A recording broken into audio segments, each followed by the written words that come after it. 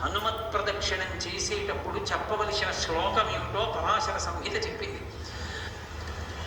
ఆయన దగ్గరికి వెళ్ళినప్పుడు ఆంజనేయం మహావీరం బ్రహ్మ విష్ణు శివాత్మకం తరుణార్కం ప్రభం శాంతం ఆంజనేయం నమామ్యహం అంటూ తిరగాలి.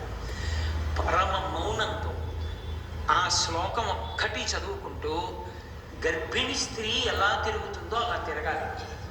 కనీసంలో కనీసం హనుమ జయంతి నాడు 3 మాటలు తిరగాలి. కనీస ధర్మం 3 మాటలు తిరగాలి.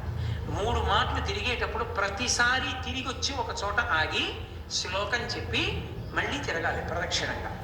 అలా 3 మాటలు తిరిగితే, అందుకే నేను మీతో పరమ సత్యం చెప్తున్నానని జ్ఞాపకం పెట్టుకోండి.